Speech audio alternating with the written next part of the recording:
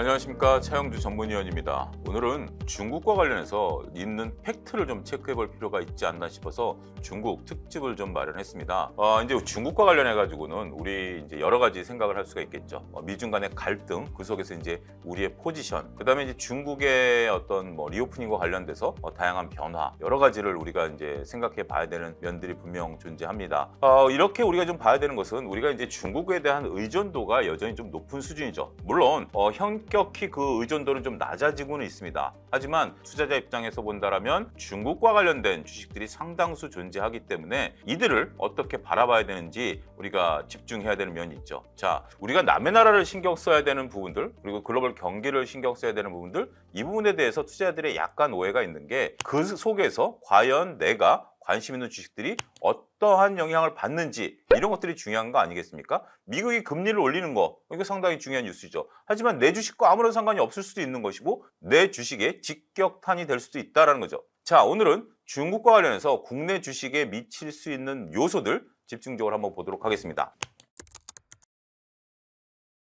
자, 첫 번째는 중국의 수출입 동향입니다. 그러니까 중국 자체가 어떻게 수출을 하고 어떻게 수입을 하느냐, 이런 변화죠. 우리가 중국과 관련해 가지고는 무역 적자 규모가 커지고 있죠. 이러한 문제도 우리가 봐야 되지만 중국이 지금 어떻게 수출과 수입을 하고 있는지, 이 부분을 좀 살펴봐야 되지 않을까 싶습니다. 자, 자료를 한번 보도록 하겠습니다. 자, 상단에는 중국이 수출하고 있는 현황들이고요. 하단에는 중국이 수입하고 있는 현황입니다. 중국이 수출하고 있는 나라들 중에 미국의 비중이 조금 줄어들었죠. 그리고 대만에 수출하는 것이 많이 줄어들었습니다. 반면에 아세안이라든지 러시아 쪽에 수출하는 것이 급증하고 있다는 것이 매우 중요합니다. 여기서 중요한 것은 러시아에서도 오른쪽에 있는 것보다 왼쪽에 있는 바가 더 크죠. 이거는 누적인데 이게 3월이면 1, 2월 달에는 러시아에 대한 수출이 없었는데 3월 달에 수출이 급증했다라는 겁니다. 자, 밑에는 중국이 주요한 수입을 하고 있는 거죠. 보면 러시아와의 관계가 상당히 지금 많이 수출입이 늘어나고 있다는 것이 확인이 되고 있습니다. 지금 현재 러시아는 우크라이나 전쟁을 하면서 글로벌 제재를 받고 있죠. 하지만 중국과의 밀월 관계가 갈수록 커져가고 있다는 것을 수출입 지표를 통해서 확인할 수가 있습니다. 자, 우리나라를 한번 좀 보죠. 지금 중국이 우리나라에 수출하는 게 늘어나고 있습니다. 반면에 우리나라로부터 수입하는 것은 급격히 줄어들고 있죠. 이게 과연 무엇을 얘기할까? 이건 뒷부분에 가서 다시 한번 설명을 드리겠습니다. 일단 팩트는 중국이 우리나라에 수출하는 것이 늘어나고 있고 수입하는 것은 줄어들고 있다.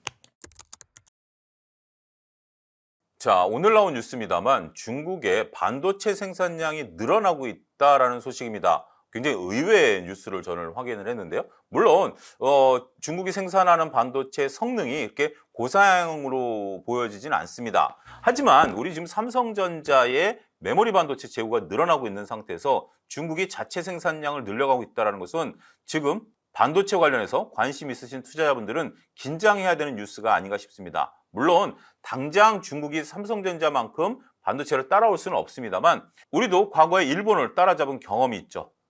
지금 당장은 반도체에 대한 성능을 중국이 쉽게 못 따라온다 하더라도 저는 시간이 갈수록 쫓기는 자의 입장과 추격하는 자의 입장은 다를 수 있다는 점도 말씀드리도록 하겠습니다. 자, 중국은 지금 현재 자체적으로 잘 커나가려고 노력을 하고 있습니다. 중국이란 나라 쉽게 생각해서는 안 된다라는 의식들을 여러 가지 하고 있는데요. 제가 SNS를 통해서 보면 물론 이제 중국을 방문해서 중국의 현황을 전해주시는 분들도 있는데요. 이건 우리가 좀 고민해 봐야 되는 거죠. 단순하게 관광객으로 갔을 때 하고 거기에 이제 학술적인 이런 걸로 가는 거 하고 현지에 계신 우리나라 분이 중국에 이제 교수나 주요 기업에 근무하시는 분들도 있죠. 그분들의 얘기는 결이 좀 다릅니다. 단순하게 방문하신 분들은 중국의 변화 크지 않다라는 유의 말씀들이 대부분인데 현지에 계신 분들의 얘기를 보면 중국의 변화가 심상치 않다. 우리 입장에서는 좀 긴장해야 되는 면이 있다. 이런 것들을 저는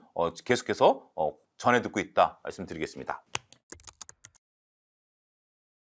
자, 다음 뉴스를 보게 된다면 중국이 이제 리오프닝과 관련해서 나타난 변화입니다. 우리가 이제 중국이 리오프닝 하면 뭔가 좀 변화가 있지 않을까, 우리나라 기업들의 매출의 변화가 늘어나지 않을까라고 좀 많은 기대를 했었죠.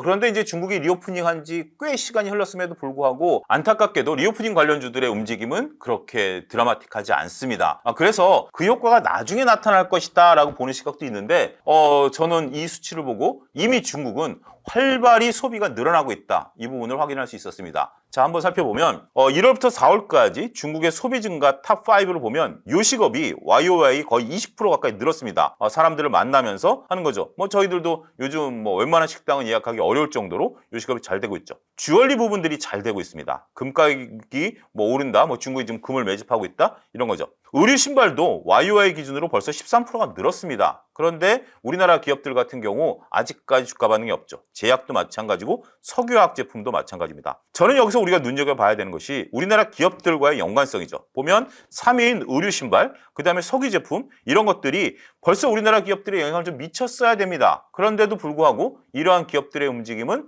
별로 드라마틱하지 않다라는 면 잘 보셔야 된다는 거죠. 왜 이런 현상이 일어났을까요? 그것은 중국이 자체적으로 생산한 것을 소비하기 시작했다라는 의미로도 충분히 볼 수 있다는 거죠. 왜냐하면 앞선 데이터를 통해서 확인이 가능하죠. 중국은 우리나라로부터 수입량이 급속도로 줄어들었습니다. 그럼에도 불구하고 소비가 늘어났다? 이 데이터를 보면 우리가 현상을 보고서 이해를 해야 되겠죠. 아직까지 그 원인을 정확하게 파악하기는 어렵습니다. 이런 것들을 파악한 애널리스트 분들의 자료가 없기 때문에 그건 이제 애널리스트 분들이 해주셔야 되는데 점차 이제 그런 자료들이 나올 것으로 보여집니다. 화장품도 탈중국과 관련해서 작년 가을서부터 얘기하시는 애널리스트 분들이 있었는데 모든 애널리스트 분들이 거기에 이제 동의하지 않습니까? 이거는 시간이 지나면 그 원인은 분명히 파악되리라 보여집니다. 자, 반면에 중국의 소비가 줄어든 분야 5개도 한번 살펴봐야 되겠습니다. 첫 번째가 건자재고요. 두 번째가 문구, 통신기기, 가전이죠. 물론 줄어든 부분들이 그렇게 크진 않습니다. 하지만 건자재라든지 통신기기, 가전 이런 것들이 줄어들었다라는 것은 우리나라 입장에서 보면 별로 달가울 게 없다라고 볼 수 있겠습니다. 자, 우리가 이제 세 번째로 살펴볼 것은 중국의 이제 수출에 대한 부분들입니다. 중국이 해외로 수출하는 부분들, 이거에 대한 중요한 변화를 우리가 살펴볼 수 있는데요. 최근에 중국의 인민일보라든지 CCTV 이런 데서 보면 주력 상품이 바뀌었다라고 계속해서 언론 플레이를 하고 있습니다. 근데 이건 단순한 언론 플레이가 아닙니다. 보면 기존에 의류, 가구, 가전 어떻게 보면 이제 막 신흥국에서 이제는 전기차, 리튬 배터리, 태양전지로 바뀌었다. 이것은 신싸냥이라는 새로운 세 가지 품목이라는 명칭으로 일컬어지고 있다는 거죠.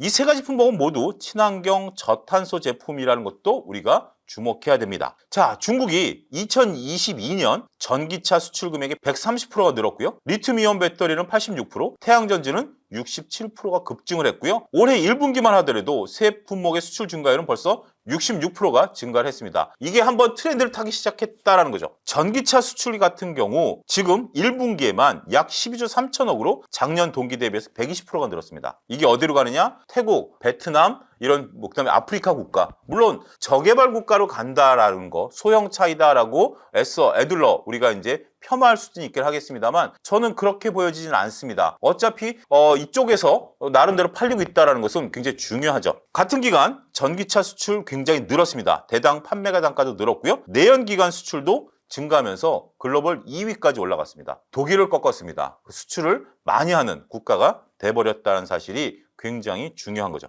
자, 신싸냥이 수출되는 곳이 어디냐라고 본다라면 200여 개 국가로 수출을 합니다. 그중에서 가장 크게 성장한 게 유럽연합, 미국, 아세안, 한국, 영국이죠. 여기서 가장 수출 성장률이 높았던 것은 한국입니다. 지금 앞서 언급했다시피 리튬이온이라든지 이런 것들 우리가 많이 수입해 오고 있는 거죠. 지금 현재 우리나라는 대중국 적자가 누적되고 있는 거죠. 대중 적자가 누적된 것은 반도체 수출이 급감했고 중간재 수출도 감소했지만 우리가 전기차라든지 리튬이온 배터리 이런 것들이 늘었다라는 거죠. 여러분들 지금 서울 기준으로 봤을 때 마을버스라든지 시내버스에 중국 전기버스 많이 돌아다닙니다. 지금 일부 지자체에서는 단체로 노선 버스를 다 중국 전기차로 바꾸려고 하는 움직임도 보이고 있죠. 이만큼 우리가 소리 소문 없이 중국 제품들에 대한 침투율이 높아지고 있다는 거죠. 물론 우리나라 기업들이 다른 나라에 수출 많이 하고 있습니다. 이건 굉장히 괄목할 만한 부분들이죠. 그 부분에 또 집중해야 될 부분들이 있습니다. 우리나라에서 제품을 만들어서 글로벌리 점유율을 높여가고 있는 이차전지 셀이라든지 아니면 이차전지 소재